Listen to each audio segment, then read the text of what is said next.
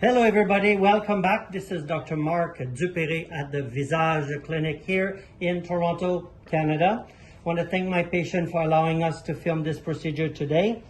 I want to show you what I do with my patients who are getting fatigued by the fillers. So I call it filler fatigue. Fatigue is a French word that means being tired. A lot of our patients over the years have been getting fillers and fillers and fillers, sometimes for volume, but often to try to roll up the mucosa so that the lip appear fuller.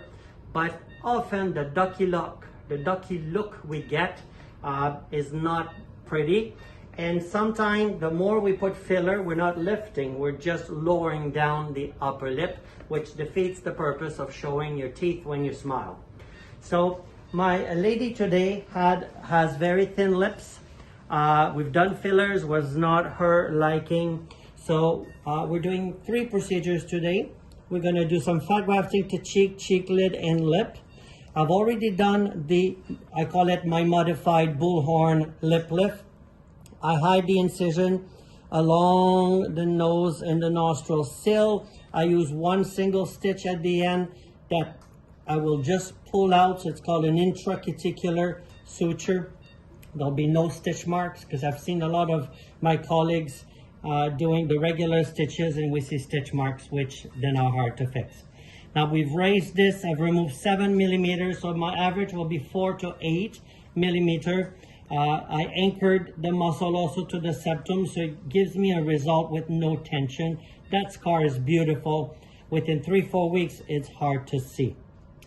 Now, I want to show you what the VY advancement flap is. It's an old concept from plastic surgery from the Second World War, where we had a lot of development in plastic surgery. So if you come on this side here, I like to explain the VY with a common procedure we do when our older patients have a lesion here that needs to be removed. There's already the laugh line that's here. So we would, in reconstructive surgery, do what we call a VY advancement flap. We cut this. The final scar will be in the fold, hidden in the fold. And when this line here is longer, because it's the hypotenuse of the triangle, longer than the straight line here.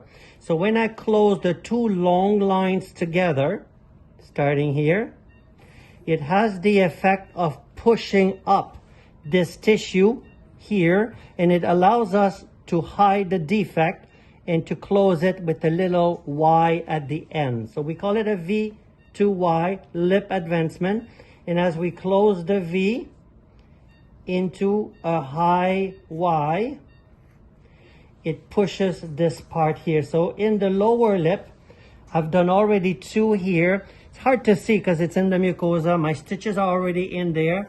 The incisions are hard to see. They're within the inside of the lip. And I've done the V to Y advancement, which have given me this nice bulging of the 2 sides of the lower lip. This can also be done in the upper lip as well. Upper lip we always do 2. In the lower lip, some of our patients like what we call the heart-shaped lip. So we just do a big VY in the middle. Most of our patients who are looking more for a natural, wider kind of smile will put 2 in the lower lip as well. Now I'm doing also some fat grafting carefully, conservatively today. So we're going to do cheek and cheek lid, upper, lower lid, and upper and lower lip. So this is often what we do again for filler fatigue here in Toronto.